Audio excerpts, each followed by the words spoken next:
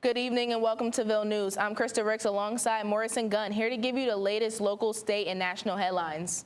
Coming up, we have updates on the potential removal of a federal judge in recent files from the JFK assassination. Stay tuned because Ville News starts now.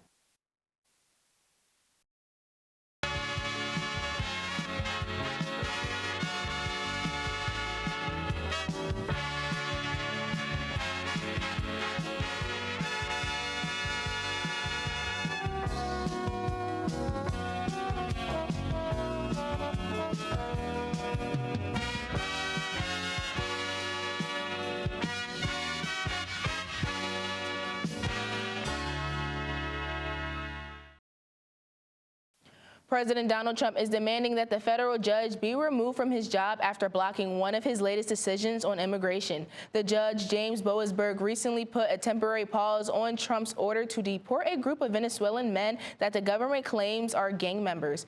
Trump used a rarely invoked law from 1798 called the Enemy Aliens Act to try to deport them. That law hasn't been used since World War II. Trump responded to the strong criticism posting on social media that the judge should be impeached, meaning he should be removed from his position. He also called Boasberg a radical left lunatic and claimed that the judge is biased because he was anointed by former President Barack Obama. This is the latest in the series of the legal battles between Trump and federal judges. In the past, courts have blocked and delayed several of Trump's policies, leading to growing frustration from the President of the United States.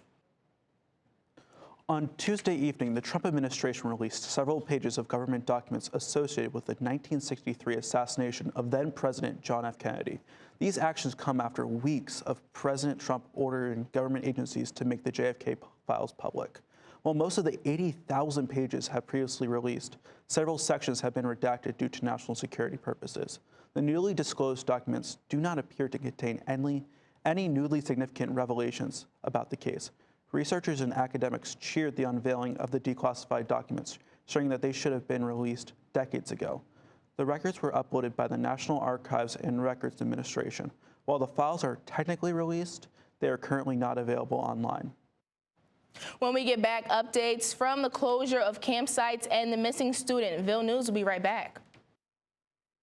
More than 425 popular campsites across Pennsylvania are closed indefinitely due to DOGE cuts. These popular Pennsylvania summer camp destinations are being closed due to executive orders-driven staffing shortages. Avid campers know that lakefront campers are difficult to obtain in the summer, and many were reserved in advance of the season. According to the Army Corps, refunds will be provided as to many campers as possible. The closures can be seen in the lakes like Seven Points, Susquehannock, and the Nancy's boat-to-shore campgrounds. The largest lake entirely in Pennsylvania, Raystown Lake in Huntington County, will also see closures as staffing shortages will require staffs to focus on dam operations for flood protections and emergency response readiness ahead of 2025 season. And the northwestern Pennsylvania, the U.S. Forest Services operates approximately 1,000 campsites on the Allegheny Reservoir. There's been no news of closure. Missing university student Sadushka Kanaki, who went missing in Punta Cana, Dominican Republic on spring break, is believed to have drowned despite claims of foul play. Sadushka's father believes that she drowned, saying, quote, "This is incredibly difficult for us to process," end quote. The condition of the waters in early morning of March 6th were said to be extremely high waves, according to the Dominican Republic officials, sightings to the reasons for the 20-year-old's drowning. Stephen Ribe, the man who was last seen with Sadushka, was being kept under watch by Dominican police and was released back to U.S. soil, citing no foul play in the case. Dominican police confiscated the 22-year-old's passport upon discovering him being the last person who had seen Sadushka alive. It is not clear when the 22-year-old will receive his passport back. When we get back, we'll have updates on a Lancaster woman charged in a rooster cruelty case and Gordon Ramsay spotting and redding. Ville News will be right back. A Lancaster woman has been placed in an accelerated rehabilitative disposition program after it was discovered that she owned roosters involved in a cockfighting ring based in Maryland. 47-year-old Kelly Cole was charged with aggravated cruelty to animals and animal neglect following the removal of her 20 roosters by Pennsylvania SPCA officer.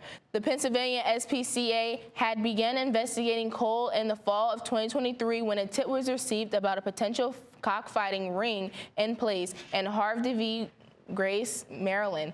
Cole claimed that the roosters belonged to her late father, and when asked about her involvement in the cockfighting ring, she denied but did acknowledge that her father and grandfather used to fight birds. As part of Cole's sentencing, she will have to abide by a strict ruling such as having to pay all financial obligations, to submit majority fingerprinting, and following the rules of Lancaster County adult probation and the parole system for a minimum of 6 months. This past week, renowned chef and television personality Gordon Ramsay was spotted in Reading, Pennsylvania, sparking speculation that he may have been filming an episode of his hit show, Kitchen Nightmares. The sighting took place at the Marvel Ranch Diner, a local staple known for its classic diner cuisine. While restaurant staff have been unable to confirm nor deny Ramsay's visit or the nature of his business there, fans of the acclaimed chef are convinced that the presence of Ramsay and a film crew signal an episode of Kitchen Nightmares centered on this beloved restaurant is soon to come. Adding to the speculation, Marvel Ranch announced on Facebook that it would be temporarily closed for renovations from March 11th through March 15th, the same period of time when Ramsay was seen in the area. Now that the renovations are complete, the diner has unveiled a fresh yet nostalgic look. Locals have remarked that the updated design invokes the charm of an 80s movie set, blending modern upgrades with a timeless retro aesthetic.